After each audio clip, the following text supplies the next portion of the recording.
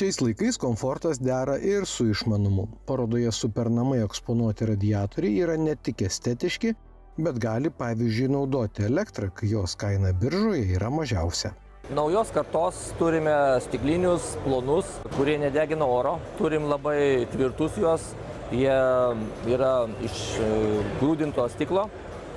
Vaikas pribėgęs jų tikrai, kaip sakant, nesudaužys ir jį, kad sudaužyti, reikia pasistengti. Iš principo nedegina oro, plonas ir tai yra infraraudoniniai spinduliai, kurie efektingai šildo aplinką. Ir kadangi mes turim dar tarpą tarp sienos ir pačio šildytuvo, mes atitinkamai galime kažkiek tai turėti konvekcijos, kuri geriau viską padaro, visą temperatūros pasklaidimą per patalpą.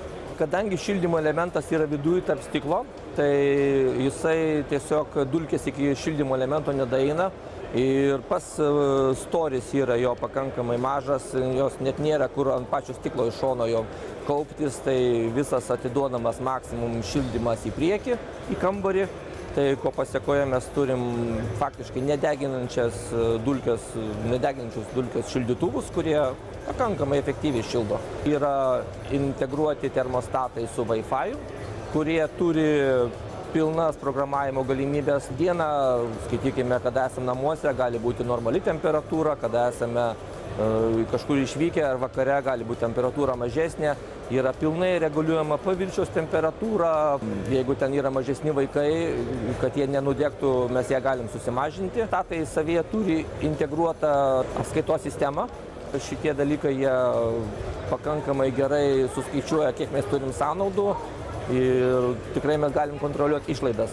Kiek tas šildytuvas sudegins elektros dirbdamas šildymo režime. Mes, gamintojas GPO, jie turi iš principo ir rozetės, kurios yra išmaniosios, yra įdiegtas ta pati valdymo programinė įranga, kaip ir šitiems šildytuvams. Ir jie gali būti susijęti kartu bendroje sistemoje, mes galim sugrupuoti, kad pavyzdžiui ir senus šildytuvus, kurie yra patalpoje, ir tos naujesnius, jie gali kaip grupė įjungti, išjungti, valdyti pagal temperatūrą, valdyti pagal kažkokį laiką, kuris reikalingas, kad būtų šiluma tuo laiku. Jie turi atitinkamai unikalų dalyką, jie papildomą daviklį, kuris gali būti bet kur kambaryje.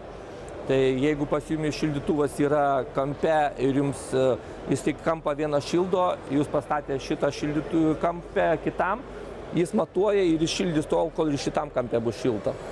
Tai ko pasiekoje mes turim pakankamai